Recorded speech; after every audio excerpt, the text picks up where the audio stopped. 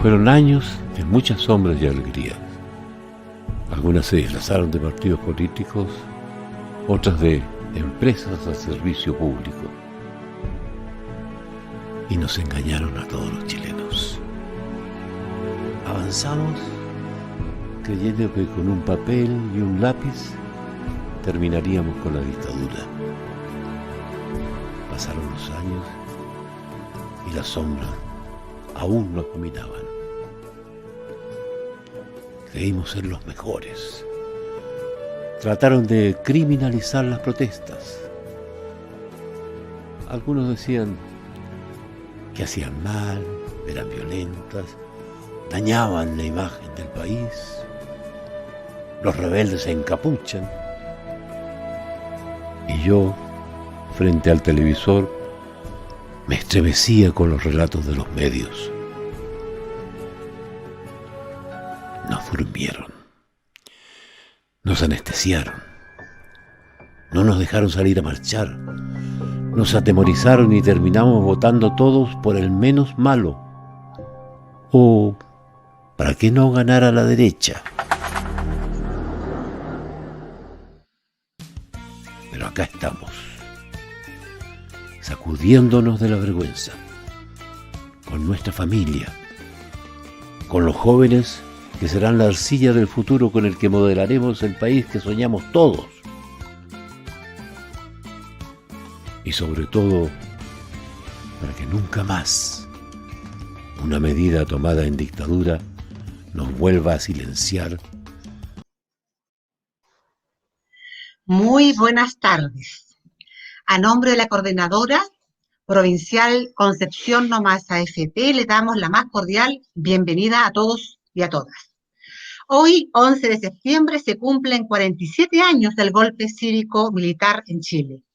A sangre y a fuego se privatizaron nuestros derechos sociales y se transformó en un lucrativo negocio la salud, la educación, la vivienda, las pensiones.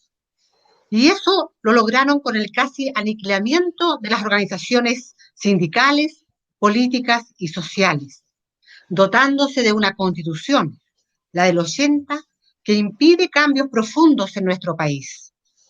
Hoy tenemos la oportunidad de cambiar esta constitución, gracias a la continua lucha de los trabajadores, trabajadoras, pobladores, pobladoras, estudiantes, movimientos sociales, quienes nos hemos manifestado por décadas y con una gran explosión social en octubre del año pasado que dio pie a decir ya basta, hay que cambiar. Nuestro mejor homenaje a los compañeros y compañeras caídos el 11 de septiembre y durante la dictadura, detenidos desaparecidos, asesinados, torturados, exiliados. Hoy día, nuestro mayor homenaje es conversar y luchar sobre la posibilidad real de volver a recuperar nuestros derechos sociales y económicos a través de una nueva constitución. Esta tarde tenemos como invitado al abogado constitucionalista, académico de la Universidad de Chile y dirigente político, don Fernando Atria. Junto a él están nuestros dirigentes de la Coordinadora Provincial No Más AFP, Bexabe Vidal, quien es dirigente de la Hospital Higueras, de la FEMPRUS, y a la vez es la vocera del movimiento acá en la provincia de Concepción. Gustavo Sotomayor, un joven dirigente de la FENAPO, la Federación Nacional de Pobladores, también integrante de la coordinadora de esta organización, y también va a estar Guido Hernández, quien es representante de los pensionados en la FP, en contra de la FP. El conversatorio de hoy día parte con la presentación de Fernando, quien dispone de 30 minutos. Él va a dar su visión con respecto a todo este proceso constituyente y luego, ¿no es cierto?, de su presentación vamos a dar la oportunidad a los dirigentes locales para que le haga a cada uno una pregunta y también vamos a ver preguntas del chat que puedan también ver la posibilidad que se puedan responder. Así que bienvenido, Fernando, tiene la palabra y partamos esta tarde con este conversatorio por el proceso constituyente.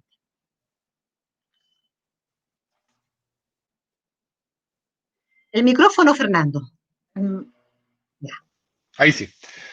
Muchas gracias, decía Ana María, muchas gracias por la invitación al Provincial Concepción de la Coordinadora No Más AFP.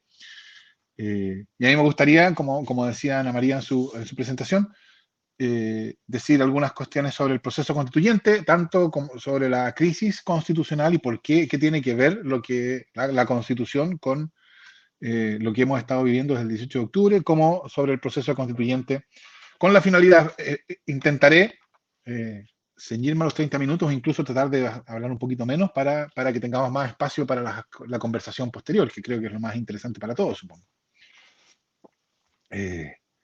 Lo primero que yo creo que es importante entender es que nosotros estamos en un periodo, en un momento extraordinariamente avanzado de una crisis de legitimación política que tiene, diría yo, por lo menos 15 años.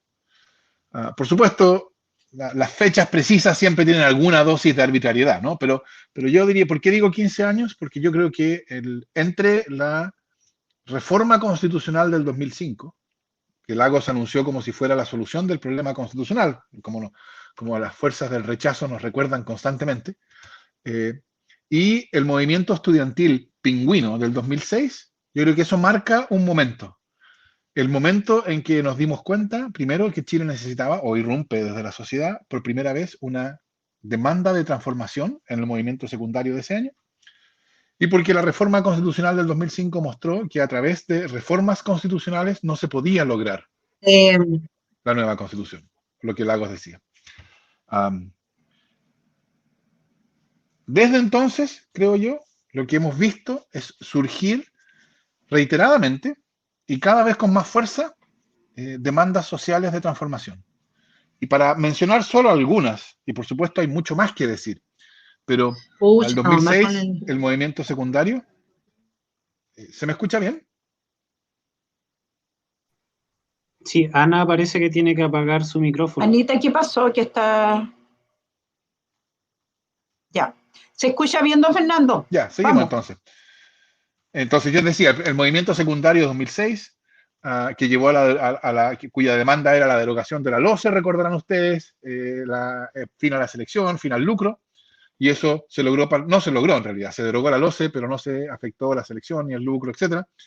2011, por supuesto, el movimiento, primero un movimiento contra Hidroaicén, y después el movimiento estudiantil, el 2011, y después, claro, hemos visto distintos movimientos, los más notorios de los cuales, por cierto, es el movimiento no más AFP y las multitudinarias marchas en contra de la AFP, y después el movimiento feminista de una fuerza y una masividad también digna de ser notada. Entonces, nosotros vivimos en un país que ha estado durante los últimos 15 años movilizado detrás de transformaciones importantes. Y no solo una, como si hubiera un problema, no.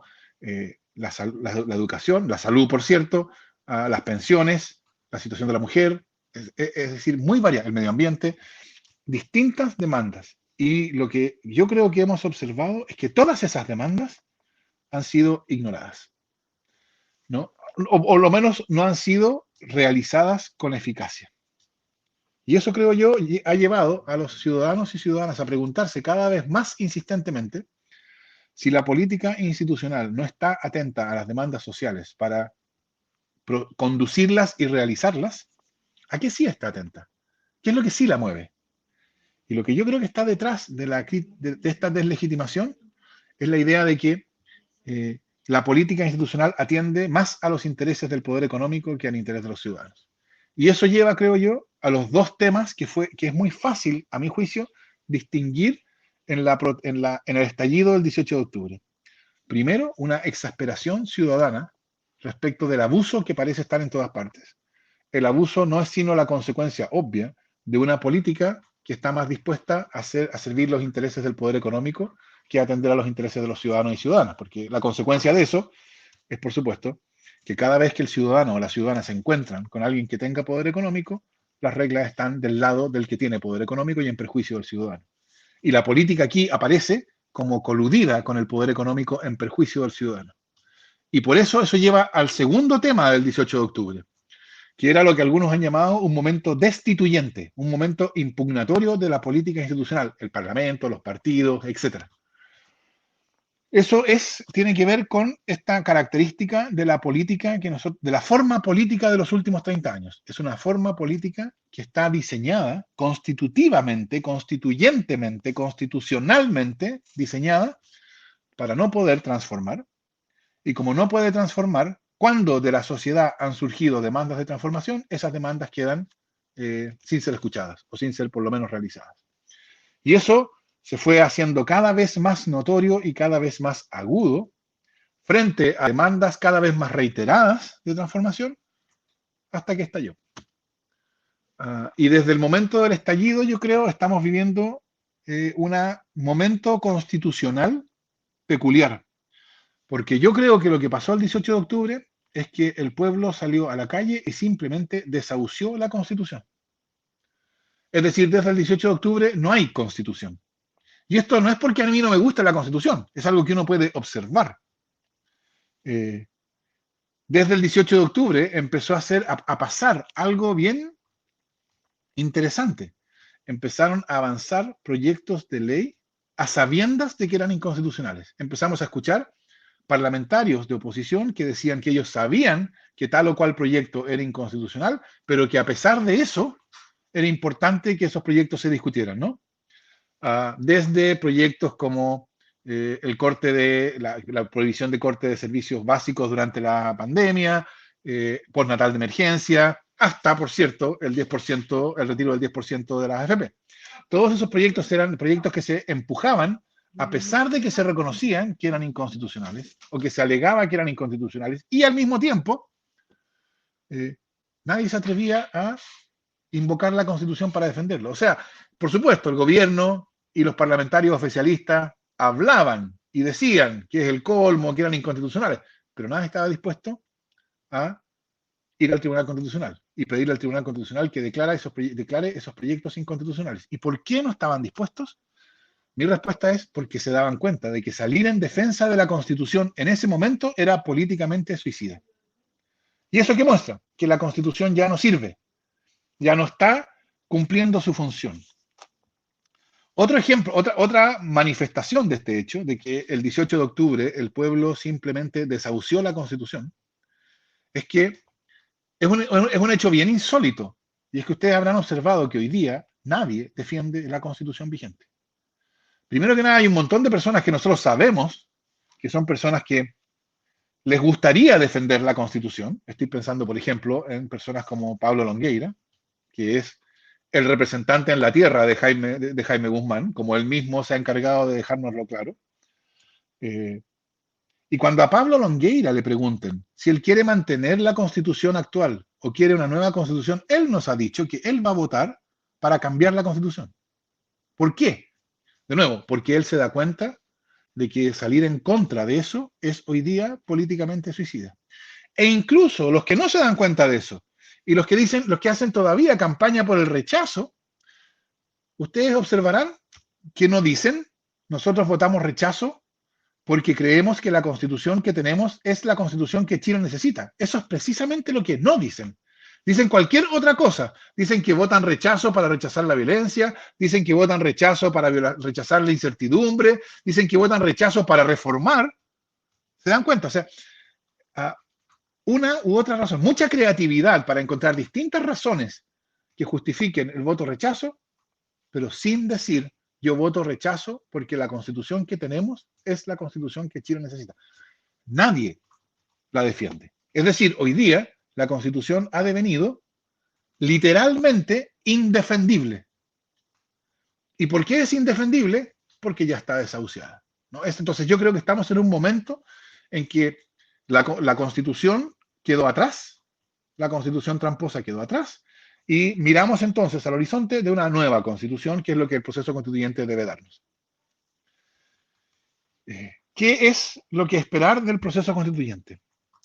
Lo primero que yo diría respecto de eso es que una Constitución es más que una norma jurídica que los abogados alegan en los tribunales.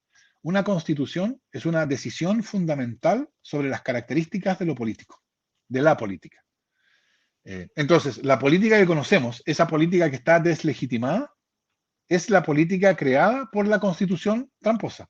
por una constitución que estaba pensada para proteger el modelo neoliberal, haciendo imposible cualquier decisión transformadora. Y el precio de eso, 30 años después, es total deslegitimación de todas las instituciones políticas. Entonces lo que necesitamos es una nueva constitución, no en el sentido de un nuevo texto. Lo que importa no es un nuevo texto, aunque vamos a tener un nuevo texto. Lo que importa es una nueva decisión fundamental sobre la política. Necesitamos una política distinta. Eso es la nueva constitución. Una política que sea la medida que nosotros los ciudadanos podamos ver a esa nueva política como la medida del empoderamiento ciudadano, de que nosotros tenemos el poder. Y no como es ahora, un recordatorio constante de que no tenemos el poder. Nada es más ilustrativo a este respecto que el caso de las AFP. Las AFP llevan siendo rechazadas por lo menos de hace 5 o 6 años de modo masivo por los chilenos y chilenas marchando en todas las calles de Chile, y la política institucional ha mostrado ser incapaz de afectar a las AFP. O sea, mientras los ciudadanos manifiestan su rechazo a las AFP, la política institucional trata a las AFP con el pétalo de una rosa. ¿Por qué? Porque ¿qué nos dice a nosotros eso? Nos dice que si nosotros queremos terminar con las AFP, esta política no sirve. Esta política no está dispuesta a eso. Esta forma política es una forma política que está, si me permite una pequeña exageración, hecha para las AFP. Y por lo tanto, no representa esta forma política nuestro poder ciudadano de decidir. Y lo que necesitamos es una nueva constitución en el sentido de una forma política distinta. Una que esté hecha no para las AFP, sino para los ciudadanos. Y que entonces, bajo esa forma política, nosotros podamos decidir si va a seguir habiendo AFP o no. Yo espero que vamos a decidir que no. Y cuando decidamos que no, ese deberíamos llamarlo el segundo día de la dignidad nacional, porque así de importante es. Pero en todo caso, que nosotros decidamos que si va a seguir habiendo AFP en Chile, sea porque nosotros los ciudadanos decidimos que después de todo queríamos tener más AFP. Esa, creo yo, es la cuestión central. La nueva constitución es acerca de una nueva forma política, una forma política que le dé a los ciudadanos el poder. Y que entonces haga que el principio democrático, la idea de que el poder político viene del pueblo, sea realidad en la experiencia de los ciudadanos y ciudadanas. Yo creo que hoy día esa idea no es parte de la experiencia. Yo creo que es una pura teoría. Salvo en un caso especial, en un caso, que fue el caso del 10%. Yo creo que ahí sí los ciudadanos sentimos que lo que estaba pasando esa era nuestra demanda. Y noten ustedes la diferencia de lo que ocurrió en el caso del 10% que en todos los otros casos. En ese caso, porque la política institucional supo ser el conductor de una demanda que venía de la sociedad, entonces la política tuvo poder para enfrentarse al poder de la AFP, al poder de la derecha, al poder de los poderes fácticos, etc. Entonces, cuando la política es la conductora de las demandas que surgen de la sociedad, entonces sí puede hacer una diferencia. Y eso es lo que no hemos visto, salvo en ese caso, en los últimos 30 años, y es lo que necesitamos. De eso se trata la nueva Constitución. Cuando todo haya pasado el plebiscito, la convención, el plebiscito de salida, la promulgación de la nueva Constitución, el nuevo texto, y nos preguntemos, bueno, ¿y la hicimos o no la hicimos? ¿Tuvo éxito o no tuvo éxito el proceso constituyente? Yo creo que lo que vamos a tener que hacer es mirar la política. Si la política de después de la nueva Constitución sigue siendo la misma política, la misma clase política, igual de incapaz de transformar que ahora, entonces tendremos que decir que en algún lugar se perdió y fracasó y no tuvimos éxito y que no tuvimos una nueva Constitución. Si la política empieza a ser distinta, y esto no quiere decir distinto en 180 grados del martes en la noche al miércoles en la mañana, pero si empieza a ser distinta, entonces vamos a poder decir la política es distinta porque las decisiones fundamentales sobre la política cambiaron y la Constitución cambió. Así que tuvimos éxito. Y el resto, por supuesto, lo que quede por hacer, que va a ser en todo caso mucho, será algo que tendrá que ser entonces logrado a través de la política. Pero va a ser una política que no va a ser tramposa como la de hoy día. Yo creo que de eso se trata, esa es la cuestión central de la nueva Constitución y el proceso constituyente. Cómo deshacernos de la forma política que nos legó la dictadura y darnos una forma política genuinamente democrática. Genuinamente democrática en el sentido de que el poder político sea poder que responde al pueblo, ¿no? Y que entonces nosotros decidimos. Un par de palabras sobre el proceso constituyente, porque yo sé que ha habido mucha discusión sobre cuán apto es el proceso constituyente como quedó diseñado, primero en el acuerdo del 15 de noviembre, después en la reforma constitucional, etc. Así que puede ser esto que suscite alguna conversación ulterior. Déjeme darle mi impresión respecto de él. Yo creo que el proceso constituyente que empieza con el 20, o mejor dicho, que empezó el 18 de octubre y que cuyo paso siguiente ahora es el plebiscito del 25 de octubre, contiene por primera vez en 30 o incluso 40 años una posibilidad genuina, una oportunidad real de deshacernos de la constitución de Pinochet y darnos una nueva constitución. Ojo, yo elijo mis palabras con cuidado. Es una oportunidad, no es una garantía, porque en la política uno nunca puede esperar tener el éxito asegurado para actuar. Lo que yo creo que uno tiene que esperar para actuar, la decisión que uno tiene que tomar es esto que se nos ofrece, en este caso el proceso constituyente, contiene una oportunidad suficientemente significativa para que no podamos dejarla pasar. Y cuando esa es la pregunta, mi respuesta es sí, la contiene. Contiene una oportunidad genuinamente real. ¿Que puede resultar mal? Sí, y es bien importante discutir sobre de qué depende que resulte bien o mal, para tratar de disminuir la posibilidad de que resulte mal, por cierto. Pero puede resultar bien también. Y si resulta bien, nos va a permitir deshacernos de la Constitución de 1980 y darnos una nueva Constitución. En esto, en la discusión que yo observo que está habiendo hoy, hay algunas razones por las cuales hay personas que creen que no hay una oportunidad real. Y me gustaría referirme a dos de esas razones, que son las que yo más he escuchado, anticipando que a lo mejor son algunas de las preocupaciones que algunos de ustedes tienen. Primero, se dice, es una nueva constitución que va a tener que ser pactada por 2/3 de los votos, y 2/3 es lo mismo que hemos tenido durante los últimos 30 años, entonces, ¿por qué ahora habría de funcionar lo que no ha funcionado en 30 años? Esa es la primera preocupación. Y la segunda es que la ley que creó el proceso constituyente, la ley 21.200, le pone ciertos límites a las decisiones que puede tomar la Convención Constitucional. Y como le pone ciertos límites, hay cosas que no se pueden hacer y eso mostraría que no vamos a poder darnos una nueva Constitución. Yo creo, por las razones que voy a explicar, que estas dos razones no tienen esa consecuencia y por lo tanto no privan a la Convención Constitucional de la posibilidad de discutir y decidir una genuina nueva Constitución. Y por eso yo creo que la Convención Constitucional es, en el sentido relevante, una asamblea constituyente. Primero, por los 2/3.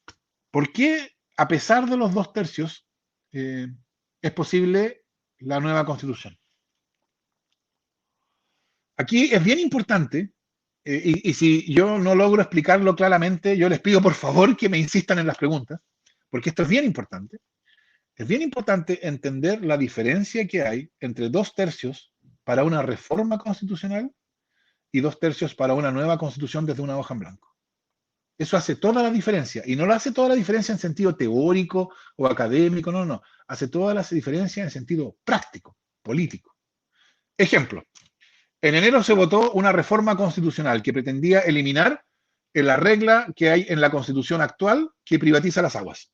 Eso está en el inciso final del artículo 19, número 24, que dice: sobre los derechos de agua constituidos en conformidad a la ley, sus titulares tendrán derecho de dominio. Y eso privatiza las aguas. Y entonces se votó en enero una reforma que pretendía eliminar esa regla y reemplazarlo por una afirmación del derecho humano al agua. La reforma se votó en el Senado, en enero, como les digo, y obtuvo 24 votos a favor y 12 votos en contra. 24 a favor, 24 por cambiar la Constitución y eliminar la regla que privatiza el agua, y 12 votos en contra de cambiar. Para que esa reforma se aprobara, sin embargo, se necesitaban 2/3 de los votos, y en el Senado, 2/3 de los senadores son 29 senadores. Como no hubo 29 votos por la reforma fue rechazada. Y como fue rechazada, la Constitución no cambió. Y fíjense ustedes el paso siguiente. Como no cambió, la regla que existía antes, que privatizaba las aguas, sigue existiendo hoy. Y entonces hoy día nos preguntamos, ¿por qué la Constitución privatiza las aguas? Y nuestra respuesta tiene que ser: porque hay una minoría que se niega a modificarla. Y como se necesitan 2/3 para modificar esa regla, mientras esa minoría se niegue a modificarla, no la vamos a poder modificar y esa regla nos va a seguir obligando a todos. ¿Estamos bien? Espero haber sido claro. Comparemos ahora la situación con 2/3 desde una hoja en blanco. Supongamos que en la convención, la misma gente que vota en contra de esa reforma, que votó en contra de esa reforma en enero, llega a la convención y dice, nosotros queremos que la nueva constitución consagre la propiedad privada sobre las aguas. Pero no es que estén defendiendo una regla constitucional, ahora están en una hoja en blanco, ¿no? Entonces, ¿qué le vamos a decir cuando digan eso? Les vamos a decir, bueno, eso es lo que ustedes quieren, votemos. Y vamos a votar. Y el punto central aquí es, como se trata de una decisión desde hoja en blanco, para que esa regla, la que privatiza las aguas, entre a la nueva constitución, va a ser necesario que 2/3 de la convención voten a favor de eso. Y yo no sé cuál es el cálculo que ustedes hacen, pero yo no creo que en la convención haya 2/3 para privatizar el agua. Entonces, ¿qué va a pasar? No va a haber 2/3 para privatizar el agua, y entonces en la nueva constitución no va a haber una regla que privatice el agua. Noten ustedes, la misma regla, 2/3, y suponiendo la misma correlación de fuerzas. En un caso significa que la regla que privatiza las aguas continúa rigiendo, y en otro caso significa que la regla que privatiza las aguas no va a estar en la nueva constitución. Noten ustedes cómo que sea o no desde hoja en blanco hace toda la diferencia en sentido práctico, político. Y por eso lo que quiere decir es que la nueva constitución solo va a contener aquello en lo que nos pongamos de acuerdo por 2/3. Eso quiere decir, primero, que van a salir todas las trampas. Por razones obvias. Piensen ustedes, esto yo creo que es puro sentido común. ¿Bajo qué condiciones uno pensaría que las reglas de un juego van a ser tramposas? La respuesta yo creo que es obvia. Si un equipo decide las reglas unilateralmente y se las impone al otro, entonces lo probable es que las reglas de ese juego sean tramposas en beneficio del primer equipo, ¿no? ¿Cuál es la mejor manera de asegurar que las reglas no van a ser tramposas? No que van a ser las mejores reglas posibles, pero sí que no van a ser tramposas. Bueno, que se pongan de acuerdo los dos equipos antes de jugar. Si se ponen de acuerdo, eso es suficiente garantía de que las reglas van a ser ecuánimes. Entonces, como nosotros vamos a tener que ponernos de acuerdo, ¿por qué habríamos de ponernos de acuerdo en reglas tramposas que beneficiaran al modelo neoliberal? ¿Por qué habría de haber un acuerdo de 2/3 para mantener esas reglas tramposas? Mi respuesta es, las trampas van a desaparecer de la Constitución. La nueva Constitución, no digo que vaya a ser la mejor posible, pero sí que no va a tener un problema, no va a ser tramposa. Y entonces va a configurar una política que sea justa, en el sentido de que, bueno, ahí tendremos que decir, ahí vamos a tener que ir a elecciones, y ahí vamos a hacer elecciones y campaña para acabar con la AFP, y habrá otros que irán a esas elecciones con la campaña de que ellos quieren mantener la AFP. Y el que gane, va a ganar y va a poder realizar su proyecto. Eso es una política democrática no tramposa. Y eso es lo que yo creo que va a surgir de la nueva Constitución. Ahora, por cierto, como son 2/3 y como todos vamos a poder vetar, todo el que tenga 1/3 más 1 va a poder vetar, entonces puede ser, dependiendo de la correlación de fuerzas en esa convención, que no sabemos cuál va a ser, que no podamos avanzar todo lo que queremos avanzar hacia la nueva Constitución, ¿no? Que nuestra visión constituyente no va a poder realizarse plenamente y vamos a tener que aceptar que algunas cuestiones que a nosotros nos gustaría que estuvieran ahí van a quedar afuera. Eso es verdad, pero es una consecuencia del hecho de que no vivimos solo en Chile. Y en todo caso, noten ustedes que lo que quede fuera de la Constitución, bueno, va a quedar entregado al proceso político. Sigamos con las aguas. Supongamos que no hay 2/3 para privatizar las aguas, pero supongamos también que no hay 2/3 para decir que hay un derecho humano al agua o que las aguas son un bien nacional de uso público. Y entonces supongamos que la correlación de fuerzas es tal que la nueva Constitución no dice nada respecto del agua, ni en un sentido ni en otro. ¿Qué quiere decir eso? ¿Qué va a pasar con las aguas? ¿Quiere decir que las aguas quedan en el limbo? Respuesta, no. Quiere decir que las aguas son reguladas en el Código de Aguas. Y que entonces la política del día siguiente de la nueva Constitución va a poder discutir el nuevo Código de Aguas sin que esa discusión esté atravesada por una protección constitucional de la propiedad privada. En ese sentido, el hecho de que no sea una constitución tramposa va a hacer buena parte del trabajo de darnos una política que pueda ser eficaz, que pueda hacer las transformaciones que nosotros queremos. Eso respecto de los 2/3. Y la segunda preocupación que hay, y con esto cierro, la segunda preocupación que hay es que la ley que crea la Convención Constitucional, la ley 21.200, le pone ciertos límites, especifica que hay ciertas cosas que la Convención no puede decidir. Ahora, algunos de esos límites son límites en los cuales yo creo que todos estamos de acuerdo. Así que esos no importan. Por ejemplo, la ley dice que la Convención Constitucional no va a poder negar el carácter de república de Chile. Bueno, hasta donde yo sé, nadie está por crear una monarquía en Chile. Así que el hecho de que todos estemos obligados a mantenerla como república, no nos limita la libertad, porque nadie quiere hacer algo distinto. Así que ahí no hay, creo yo, una limitación real. Tampoco en que tiene que tener el sistema, la nueva constitución tiene que descansar en el principio democrático, que tiene que ser un sistema democrático. Hasta donde yo sé, nadie quiere hacer de Chile una dictadura. Por lo tanto, eso tampoco es un problema. La tercera limitación es que la nueva constitución no va a poder desconocer sentencias judiciales ya ejecutoriadas, que son las sentencias que están ya fijas. Pero eso tampoco es un problema.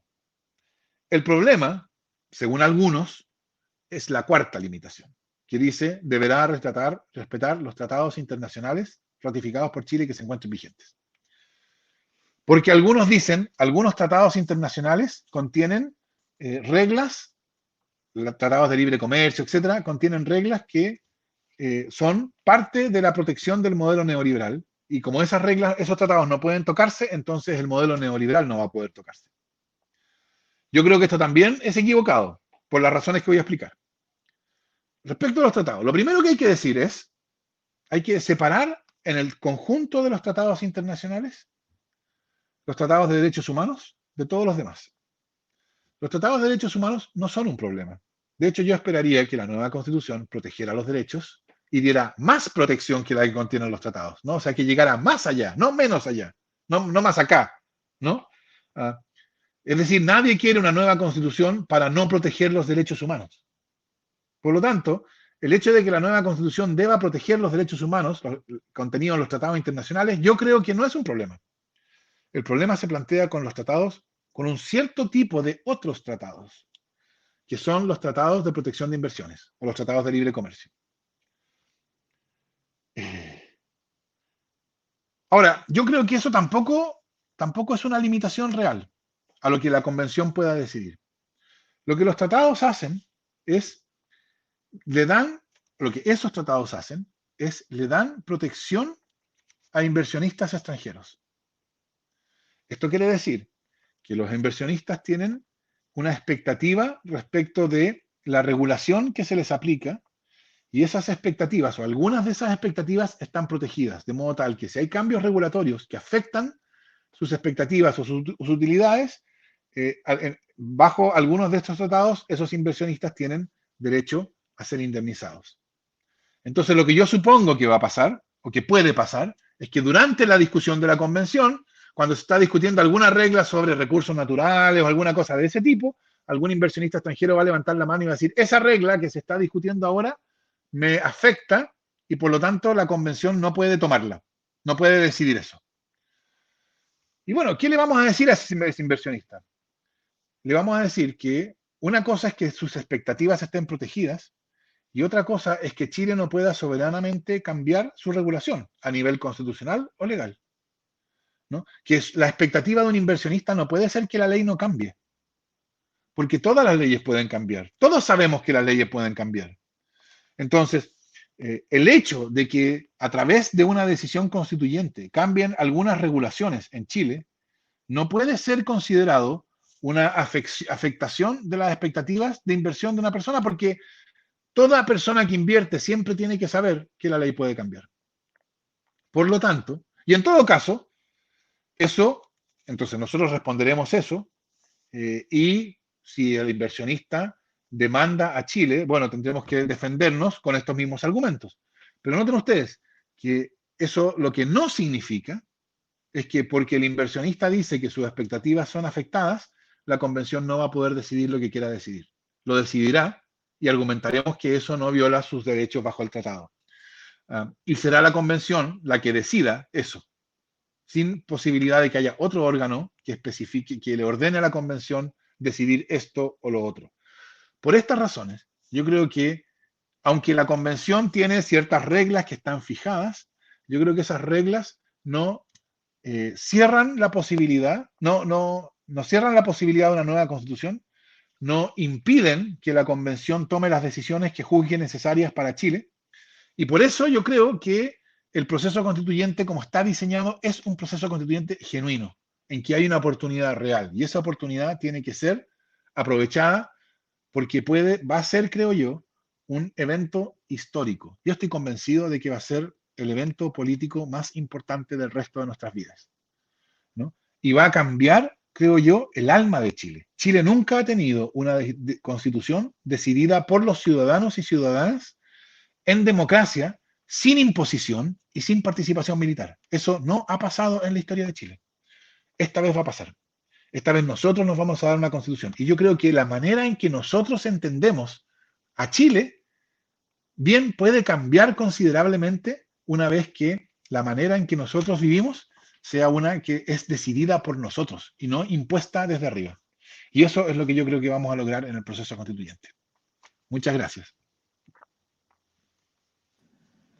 Gracias, Fernando. Estaba súper interesante. Vamos a pasar a la ronda de preguntas de nuestros compañeros que están en el conversatorio. Vamos a empezar por Bexabe, para que haga su pregunta a Fernando Atria. Hola Bexabe. a todas y todos los que nos siguen. Es importante. Excelente presentación. Yo quisiera desde mi lucha principal, porque son muchas las luchas y los frentes con los que necesitamos demandar derechos fundamentales, pero desde la seguridad social, ¿qué tendría que contener nuestra nueva constitución para que logremos un nuevo modelo de seguridad social real? Porque hoy en Chile hay que hacer hincapié que no hay seguridad social, para realmente tener una seguridad social que incluya pensiones, pero seguridad social es mucho más amplio que eso. Esa es mi pregunta. Yo Fernando, creo, respóndanos. Betsabe, que sí, yo creo, Betsabe, que hoy día lo que hay es una constitución que crea lo que se llama un Estado subsidiario. Estado subsidiario es en Chile, no en la teoría, etcétera, no, esa es otra cosa, pero en Chile, Estado subsidiario significa Estado neoliberal. Y un Estado neoliberal es un Estado que en materia de derechos sociales, educación, salud, seguridad social, entiende que su deber fundamental es asegurar las condiciones del mercado. Entonces, es asegurar las condiciones para que operen las AFP, no asegurar pensiones dignas. Ese no es el deber. El deber del Estado es asegurar que haya AFP y que ellas puedan funcionar. El deber del Estado en la educación es asegurar que haya mercado en la educación. El deber en la salud es lo mismo. Y en la salud, la verdad es que la situación es también bien escandalosa, ¿no? Las ISAPRES llevan más de 10 años siendo condenadas en más de 1 millón de juicios por violar derechos constitucionales de sus afiliados, y la política institucional ha sido incapaz de hacer algo para avanzar.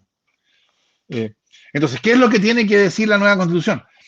Por supuesto, la nueva Constitución en esta materia tiene que asegurar la seguridad social, ¿no? Asegurar la seguridad social, y eso quiere decir imponer al Estado no el deber de asegurar las condiciones del mercado. El deber fundamental del Estado es asegurar derechos sociales, es realizar derechos sociales a la seguridad social, a la salud, a la educación, a la vivienda, etc. Otra cosa, bueno, y la pregunta siguiente va a ser, ¿cómo se realizan? Yo anticipo que probablemente en la nueva Constitución vaya a haber no vayamos a poder llegar demasiado lejos en cómo se realizan. Pero yo creo que es muy importante que veamos que será en la política del día siguiente a la nueva Constitución, donde vamos a realizar esa promesa de la nueva Constitución. Por eso creo yo que es importante que la nueva Constitución le imponga el deber fundamental al Estado de realizar derechos sociales y no mantener las condiciones del mercado. Y después, la política del día siguiente, que va a ser una política no tramposa, podrá tomar, creo yo, la que va a ser la decisión fundamental, la que yo decía que era el Día de la Dignidad Nacional, acabar con la AFP. Yo creo que acabar con la AFP a esta altura es una cuestión prácticamente de dignidad nacional, de demostrar que nuestro destino está en nuestras manos. Y eso no va a ser posible con la política que tenemos. Es necesaria una política distinta. Y por eso creo yo que la nueva Constitución necesita O sea, tenemos que tener claro que lo que importa de la nueva constitución no es solamente cuáles son las declaraciones que la nueva constitución haga. Las declaraciones son importantes. ¿Qué es lo que declare sobre seguridad social? Que Chile necesita tener un sistema de seguridad social que esté orientado, que exista para proveer pensiones dignas a los chilenos y a través de un sistema solidario y tripartito, etc. Entonces, esas declaraciones son importantes, pero más importante que esas declaraciones es la posibilidad real de la política de tomar decisiones transformadoras, entre ellas la de acabar con la AFP. Entonces, yo esperaría que, por un lado, la nueva constitución contuviera declaraciones como las que yo acabo de decir, pero al mismo tiempo que creara una política que pudiera hacerlas realidad. Porque si no, nos vamos a quedar con bellas declaraciones y nada más. Muchas gracias. Okay. Gustavo, tu pregunta. Sí, saludos, muchas gracias. En base a lo que ha expuesto Fernando con respecto a los dos tercios de los tratados internacionales, ¿es posible, a su parecer, avanzar en el proceso constitucional que se nos viene en mayor injerencia de parte de las organizaciones sociales de trabajadores con respecto a la determinación del uso de los fondos públicos, de la construcción de leyes de parte nuestra, de ordenanzas municipales,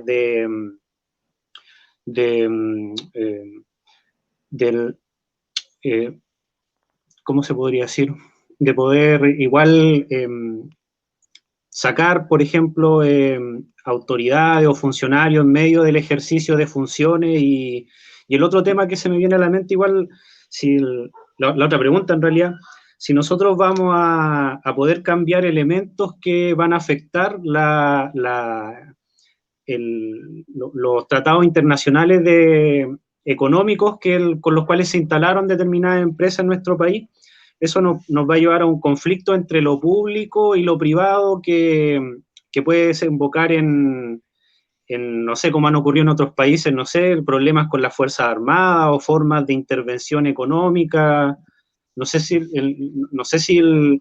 ve esas posibilidades o yo tengo entendido que la actual Constitución no se puede entrar a intervenir las Fuerzas Armadas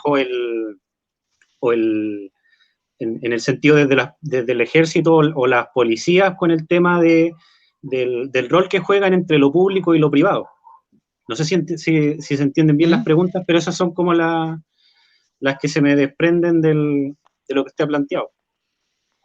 Sí, mira, Gustavo, yo creo que, por cierto, ha ocurrido en otros países que ante cambios como los que nosotros queremos hacer, e invocando sus derechos bajo algunos tratados internacionales, algunos inversionistas han reclamado indemnizaciones y a veces han ganado, a veces han perdido. Entonces, eso puede ser una consecuencia. Yo lo pondría más en esos términos que en términos de intervención directa de las Fuerzas Armadas como consecuencia de eso. Porque creo que hoy día, en un mundo, o sea, la globalización también tiene una ventaja, que hoy día una intervención de ese tipo, desde el punto de vista del mundo globalizado, es mucho más difícil de sostener. Entonces, yo creo que lo probable es que haya mucho alarde de la importancia que tienen los tratados internacionales como limitación al poder constituyente. Pero que en los hechos, cuando esto ocurra, va a ser bien difícil que por haber cambiado a nivel constitucional algunas cuestiones importantes, los inversionistas tengan una queja válida bajo los tratados internacionales. Así que yo creo que por eso yo creo que los tratados internacionales no van a impedir a la convención tomar las decisiones que la convención quiera tomar. Yo creo que no son un límite muy significativo. Puede haber alguna cuestión marginal, pero yo no creo que haya un límite significativo a lo que la convención pueda o no hacer sobre la base de los tratados internacionales. Y yo no creo que, sobre todo tomándose estas decisiones en procesos democráticamente tan validados como va a estar el proceso constituyente chileno, sea un escenario posible, probable, que los intereses afectados por la nueva constitución recurran a las Fuerzas Armadas y a la violencia para detener el proceso democrático. Eso creo yo que en las condiciones actuales es difícil. Y respecto a las Fuerzas Armadas, lo que yo esperaría, es que la nueva Constitución la sujetara radicalmente al Poder Civil, que quedaran entregadas al Poder Civil como estaban antes de 1973. O sea, yo escuché con asombro hace un par de años una declaración de José Miguel Insulza, el Panzer, o sea, le decían Panzer no por cualquier cosa, se supone que era una persona de armas tomar y que no le pasaban gato por liebre, etc. Y él fue, que fue ministro del Interior durante tanto tiempo, recuerdan ustedes, y él fue el que dijo, en Chile por 30 años las Fuerzas Armadas y Carabineros se han mandado solos. Y era como para quedarse boquiabierto, ¿no? O sea, él reconociendo que el Poder Civil no ha tenido control efectivo sobre las Fuerzas Armadas y Carabineros, y bueno, por eso le pusieron ruedas, tanto a Carabineros como al Ejército. Y por eso el Ejército, Carabineros termina totalmente destrozado, ¿no? O sea, con su legitimidad por el suelo, etc.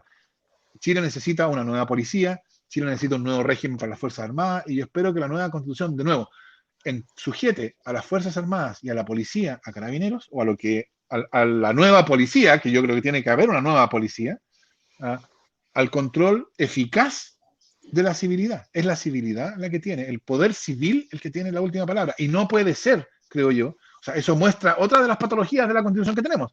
No puede ser, no es tolerable que pues, la policía y las Fuerzas Armadas no estén sujetas al control civil y que entonces que alguien como José Miguel Insulza pueda decir que por 30 años se han mandado solos. La verdad es que ese es un reconocimiento que a mí me sorprendió que no causara un escándalo mayúsculo en todo Chile, porque ese es un reconocimiento de que hemos tenido una democracia de mentiras. Porque eso es lo que quiere decir, ¿no? Que no haya control sobre las Fuerzas Armadas y la policía. O sea, es sobre los medios de violencia que definen al Estado.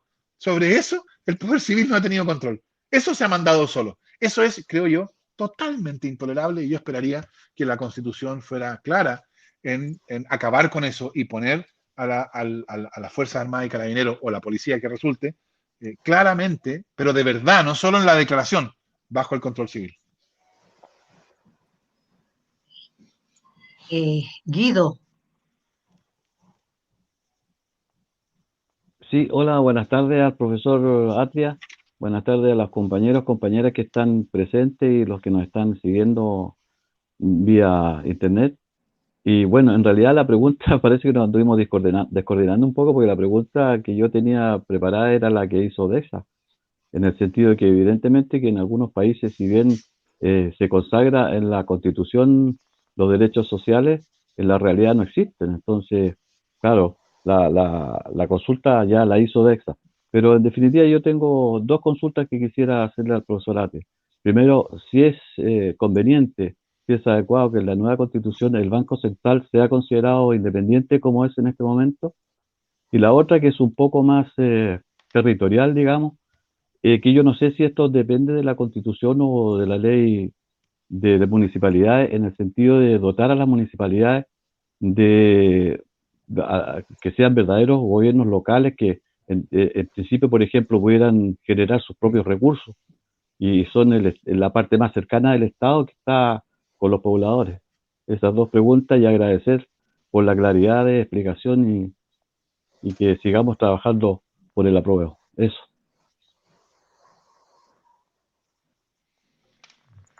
Gracias, Guido. Déjame, respecto de la primera pregunta, aunque era repetida ya, pero me gustaría añadir una cosa. Vea usted, hoy día la Constitución hoy vigente asegura a todas las personas el derecho a vivir en un medio ambiente libre de contaminación.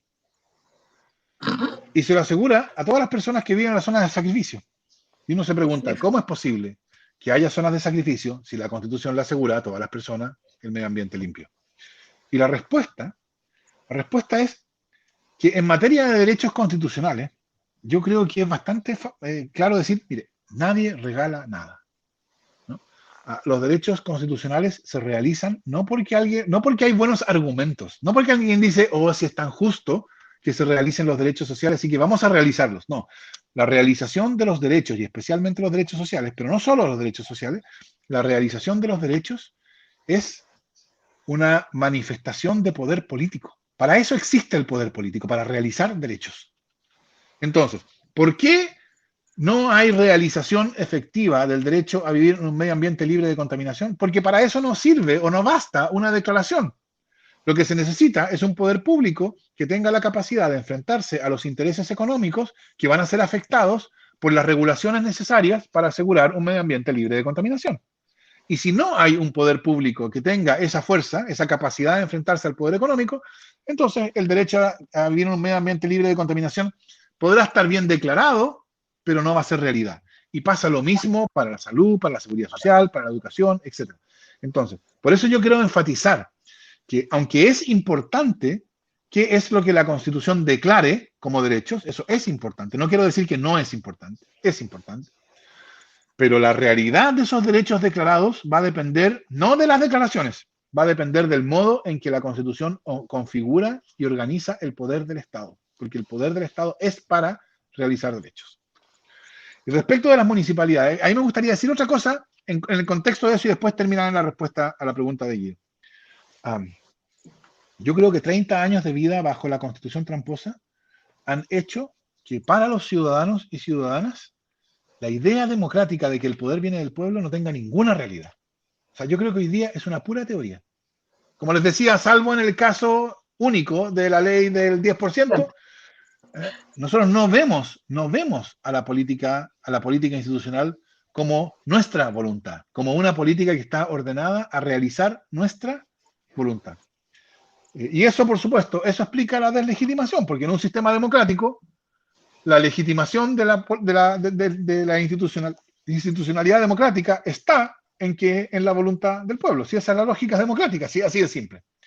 Entonces yo creo que la nueva Constitución lo que necesita hacer es darle realidad al principio democrático, en la vida, no en la teoría, en la experiencia. Entonces alguien preguntaba, creo que era Gustavo, no estoy seguro si me lo salté, pero si no era él, era alguien más, sobre formas de, por ejemplo, plebiscitos revocatorios o formas participativas. Yo creo que esas cuestiones van a ser bien importantes en la nueva Constitución, porque se trata de darle realidad al principio democrático. Ejemplo, solo un ejemplo, no una propuesta, un ejemplo. Imagínense ustedes la diferencia que podría haber hecho que después de que se supo cómo se logró la ley de pesca, hubiéramos nosotros podido forzar mediante recolección de firmas un plebiscito para revocar la ley de pesca. Y que entonces nosotros hubiéramos tenido la última palabra respecto a la ley de pesca. O sea, yo creo que eso le habría dado realidad al principio democrático. Nosotros los ciudadanos podríamos haber dicho, mire, si la ley de pesca fue revocada es porque nosotros quisimos revocarla. Y si la ley de pesca no fue revocada es porque organizamos un plebiscito y ganó mantenerla. Ya. Pero es nuestra decisión. Yo creo que eso, cómo la nueva Constitución le va a dar realidad en la vida al principio democrático, es la pregunta del millón. Porque de esa pregunta va a depender lo demás. Y entonces lo que preguntaba Guido, esto yo lo digo como introducción a la pregunta de Guido, porque la realidad del principio democrático no solo se da a nivel nacional, como un plebiscito de la ley de pesca, que es un plebiscito en que votan todos los chilenos y chilenas, por supuesto, sino también a nivel local. Y la pregunta de él yo la entiendo, cómo la nueva Constitución va a organizar los gobiernos locales, las municipalidades, de modo tal que ahí también haya vivencia de la democracia. Y ahí yo tengo algunas ideas, pero hay gente que ha pensado esto mucho más, o hay organizaciones sociales que tienen demandas mucho más precisas, así que hay mucho más que hablar aquí. Pero yo diría el criterio, se trata de eso. Entonces, por ejemplo, presupuestos participativos. Yo creo. Wow.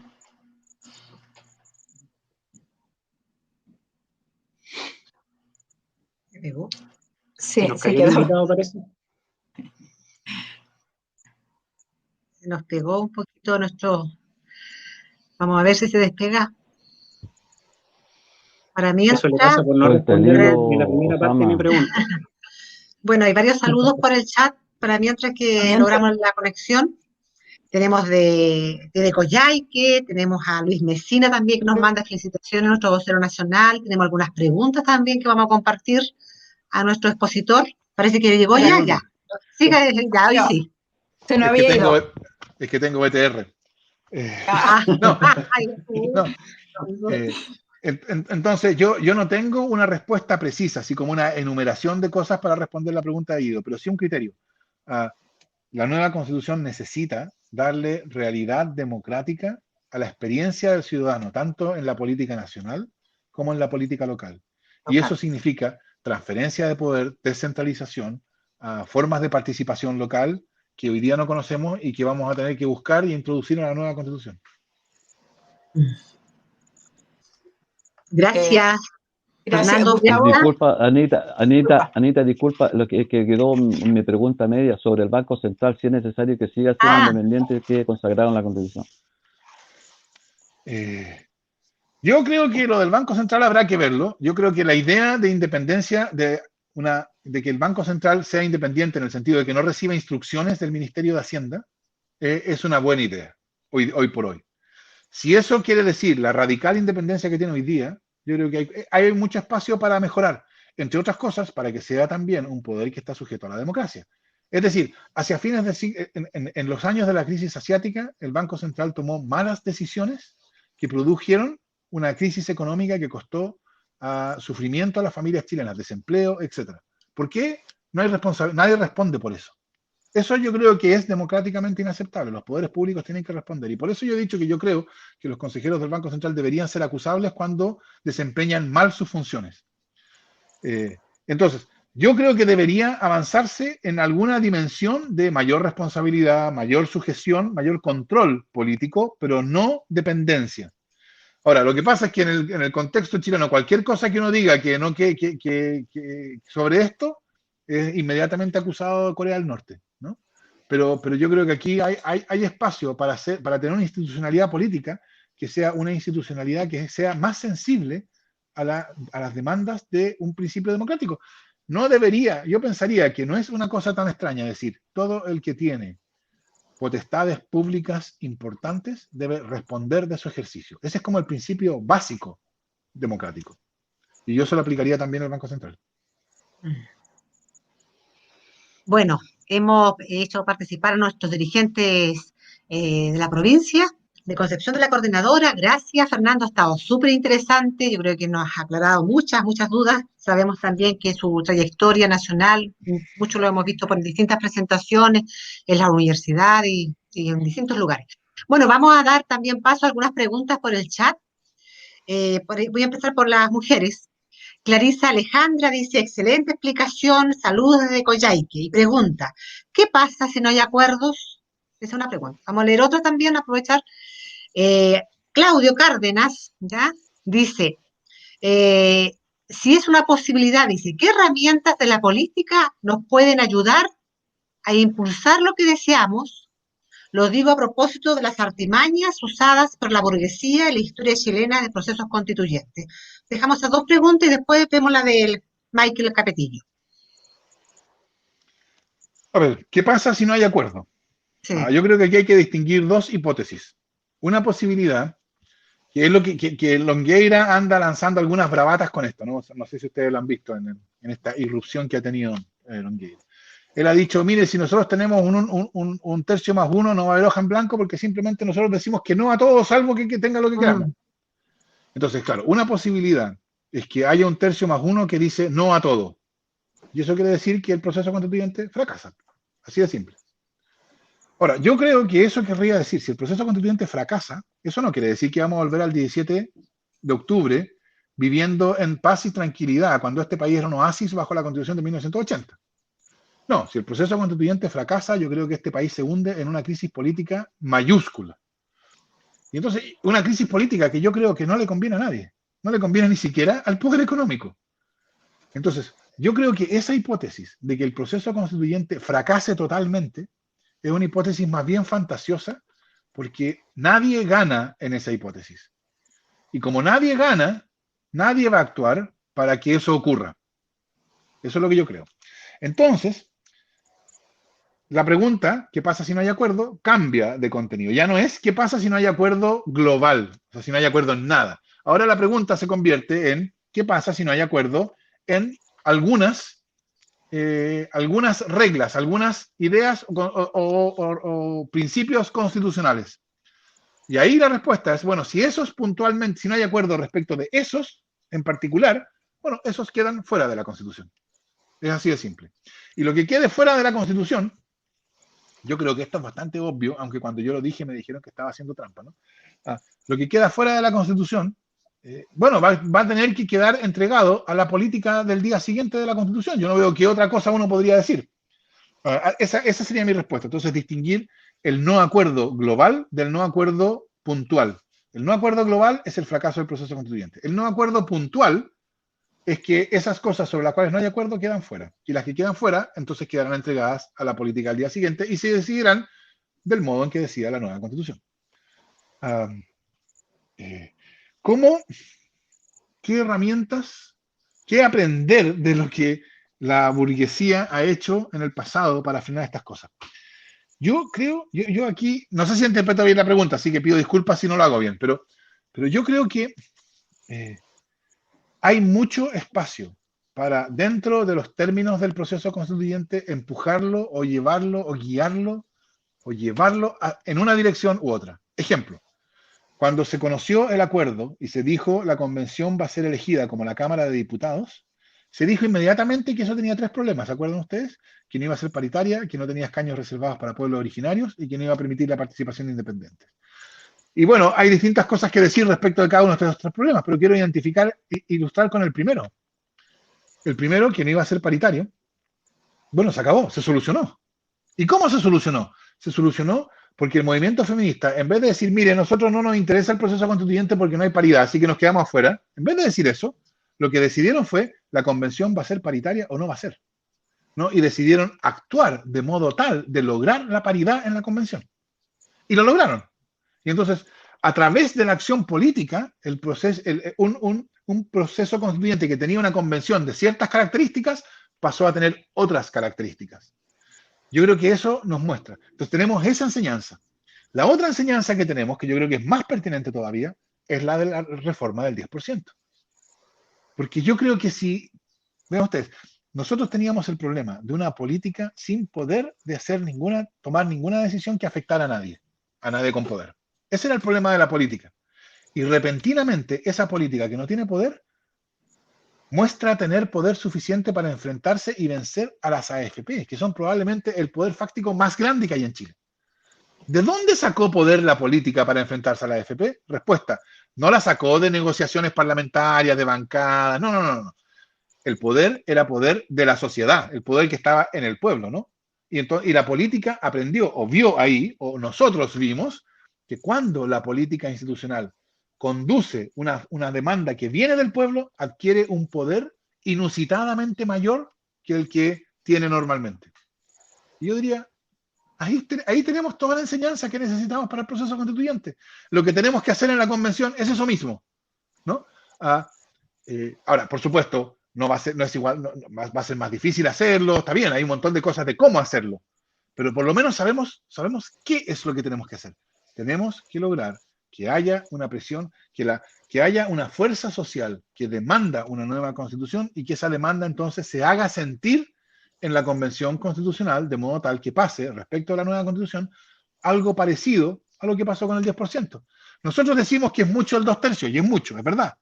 Pero fíjense usted, la reforma del 10% terminó siendo aprobada no por 2/3 en la Cámara de Diputados, por 3/4, 75% votó a favor. Entonces, yo creo que la enseñanza que nos deja la reforma del 10% es una enseñanza extraordinariamente importante para el proceso constituyente. Precisamente en el punto de la pregunta.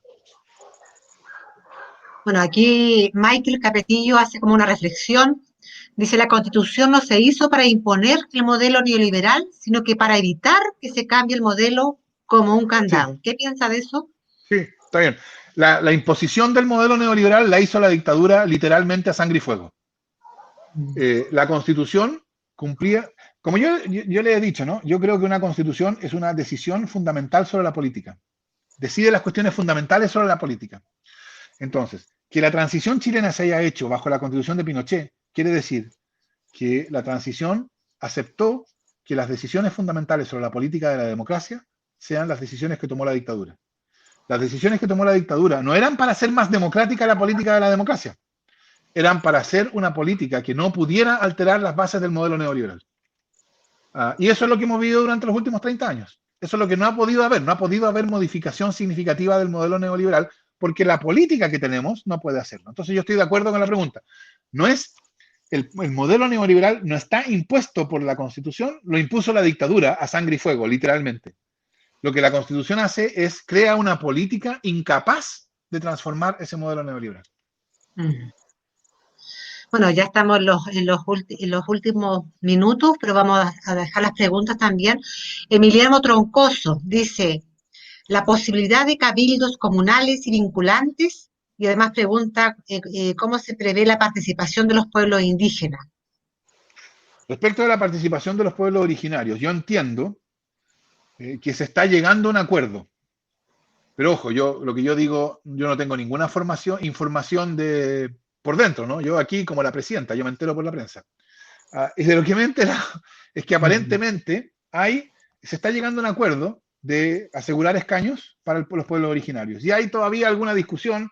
Entiendo yo que el mínimo, o sea, que este acuerdo todavía se está discutiendo los detalles, pero que sería desde un mínimo de 9, uno por cada pueblo originario, y un máximo que tendrían que ser 9, pero paritarios, o sea, 18, y además escaños adicionales para que reflejar el hecho de que el pueblo mapuche es algo así como el 70 o más % de la población de los pueblos originarios, entonces no tiene sentido que haya el mismo escaño para el pueblo mapuche que para cada uno de los otros pueblos legalmente reconocidos, y eso lleva en total, sumando y restando, a un total de 24 escaños. Entonces, yo entiendo que la cuestión está entre los 9 mínimos y los 24 máximos, y también, según me han contado, está más cerca del máximo que del mínimo ahora, pero que es una cuestión que se está decidiendo estos días. Yo creo que va a haber escaños reservados, y yo creo, por lo que les digo, que va a ser más cerca de los 24 que de los 9. Y eso también va a ser un triunfo histórico, porque, por cierto, una convención constitucional paritaria y con escaños reservados es algo que el mundo no ha conocido. Eso respecto de los escaños. Y la pregunta tenía una parte inicial que ya se me olvidó, lo siento. Sí, hablaba de los cabildos comunales y vinculantes. Sí. Yo creo, cuando sea la convención, va a estar habiendo en el pueblo, informalmente, una discusión constituyente aguda, o sea, muy intensa. De hecho, ya vimos algo de eso antes de la pandemia, ¿no? Ustedes lo habrán notado, que habían asambleas, cabildos que empezaron a surgir, si me lo permiten, como callampas en cualquier parte, en las plazas, en las calles, en los sindicatos, hicimos en los muchos. vecinos. Hicimos muchísimos. Entonces, eso... Hicimos exacto, muchos. y eso creo yo que va a pasar con esa intensidad o mayor mientras ocurra la convención. Está bien, no van a ser formalmente vinculantes, jurídicamente vinculantes, pero van a estar ahí. Y yo creo que la pregunta va a ser, ¿cómo se va a conectar la discusión que va a estar ocurriendo en la convención con esa otra discusión nacional que va a estar ocurriendo? Si esas dos, lo que tenemos que hacer es juntarlas, es vincularlas, para que pase lo que pasó en la reforma del 10%, para que la fuerza que surge de esa discusión social se manifieste en la convención. Y ahí vamos a ver que habrá que inventar mecanismos para producir esa vinculación. Yo respecto de eso no tengo ninguna varita mágica, no tengo yo una solución. Solo tengo la convicción de que es fundamental producir esa vinculación y que yo creo que yo estoy participando en el partido Formación Fuerza Común, y Fuerza Común entró al Frente Amplio. Desde el Frente Amplio yo creo que tenemos que buscar maneras de producir esa vinculación entre la discusión social que va a estar habiendo en la nueva Constitución y la discusión formalizada que va a estar habiendo en la Convención. Y de ese modo se va a lograr lo que la pregunta sugiere. Gracias. Y la última pregunta de Pablo Benavides dice, ¿es posible caminar hacia un federalismo? ¿Qué debería contener la Constitución para impulsar una ley de rentas regionales para corregir el centralismo presupuestario?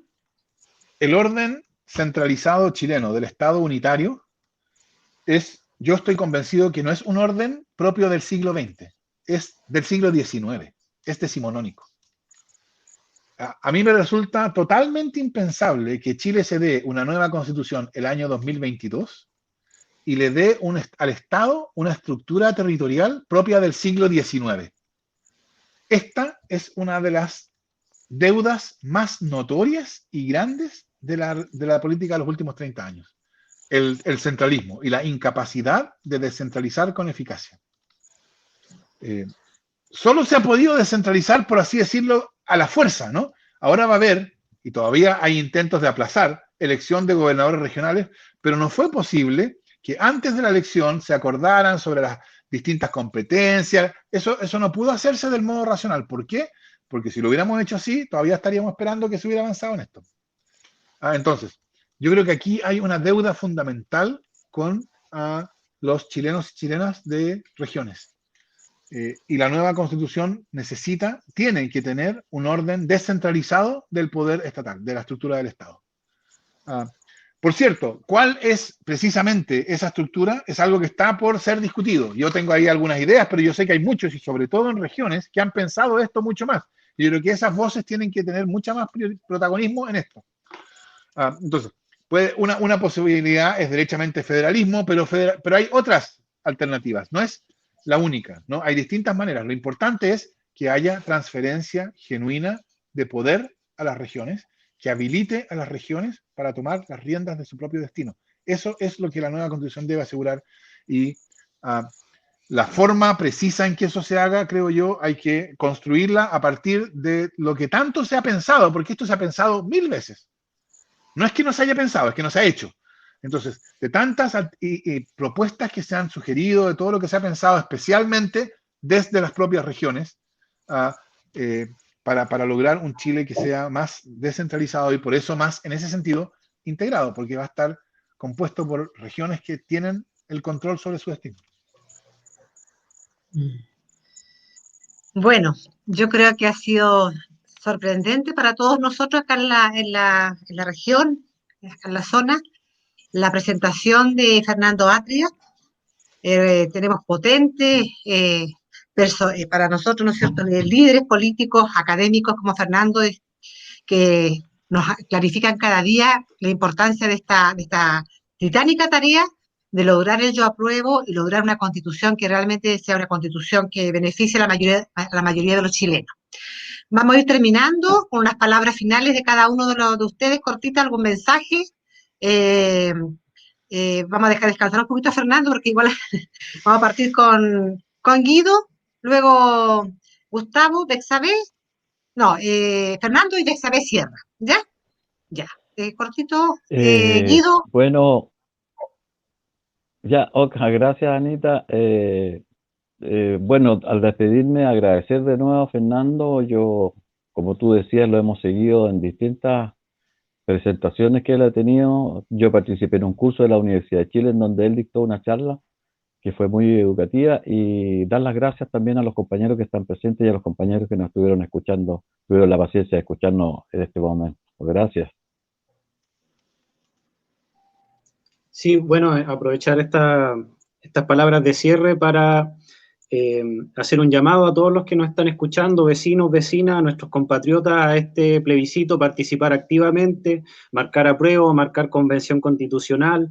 Necesitamos miles de personas que se encuentren como vocales de mesa para defender los votos del apruebo, la convención constitucional, defender los votos que van a estar marcados con AC también de Asamblea Constituyente, y no desligarse de este proceso después de ese día, porque tenemos que, bueno, también es una decisión como coordinadora y de diferentes organizaciones sociales, de que nos vamos a lanzar con un proceso constitucional desde las organizaciones de base, desde los movimientos sociales, para definir la constitución que necesitamos como ciudadanía y como compatriotas, para después elegir a la fuerza social y popular también, y de los pueblos, que va a llevar esta constitución que vamos a elegir y que vamos a construir a la convención constitucional, para sacarle el mayor provecho posible, para transformar a Chile en un país donde poder vivir plenamente, con justicia. Y eso, como igual decía Fernando, va a requerir participación dentro de la convención, pero también a un pueblo movilizado que esté pendiente del proceso, haciendo que las decisiones que se toman ahí sean en favor de todos nosotros y nosotras. Así que eso, muchas gracias por habernos escuchado, y también un abrazo a los vecinos y vecinas de la FENAPO y del Movimiento Territorio y Vivienda del Biobío, de Chile y del mundo. Bueno, pocas palabras, pero bueno, interesante, igual, muy buena. Bueno, unas palabras de despedida de Fernando también.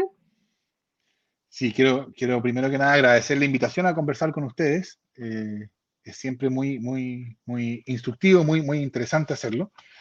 Quiero aprovecharme de lo que decía Guido, si me permiten, pasar una suerte de aviso.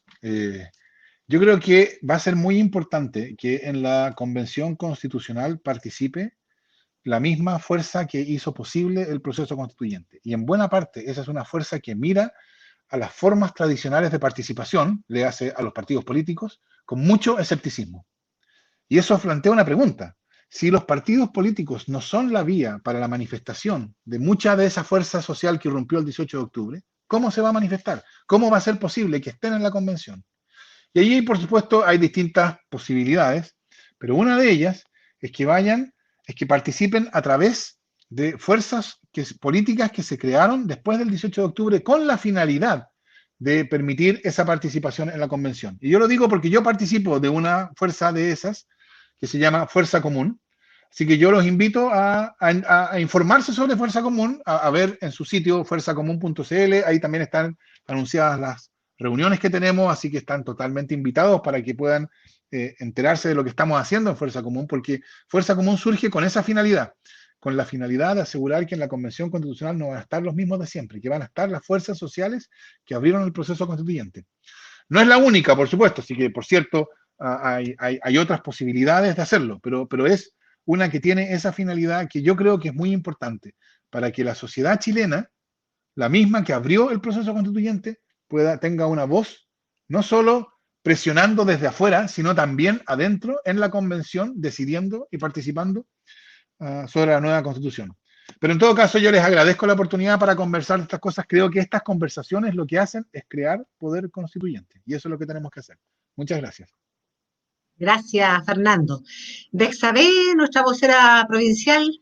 Sí, bueno, dar las gracias una vez más al profesor. Excelente presentación y hacer un llamado. En realidad voy a hacer dos llamados. Uno, desde la salud, a cuidarse, porque tenemos que estar todos sanos para ir a votar, primero. Segundo llamado es a todos aquellos que todavía están dispuestos a no ir a votar. Y un llamado medio estricto, en decirles que va a ser la responsabilidad de ellos si no sacamos una mayoría aplastante en el apruebo y la convención constitucional. Porque eso es lo que necesitamos para correr el cerco. Eso es lo que necesitamos para volver a ganar un 10%, como dice el profesor, para estar partícipe en ese proceso constituyente. Por lo tanto, el llamado es a cuidarse, ir a votar el 25 de octubre a la apruebo y convención constitucional. Muchas gracias. Bueno, agradecemos a cada uno de los presentes, a Fernando Atria, también a todos aquellos que se conectaron. Nosotros como movimiento sindical y social No Más AFP vamos a seguir avanzando junto a los movimientos sociales articulados de acá de la zona y del país para hacer una especie de pulga en la oreja, ¿no es cierto?, para que realmente esto salga lo mejor para las mayorías y no nos sintamos engañados. Así que mucha fuerza, seguir adelante. Nosotros vamos a tener un próximo programa el miércoles 16 de septiembre a las 7 de la tarde, nuevamente con invitados de la zona para seguir profundizando en este importante tema de la lucha por una nueva constitución para nuestro país, para el pueblo chileno. Así que muy buenas noches ya, porque ya que se está oscureciendo, y que tengamos un lindo fin de semana. Gracias a todos. A todas y a Gracias, todos. adiós. A todos y a todos. Decimos que hay que olvidar el fantástico sabor del emperador.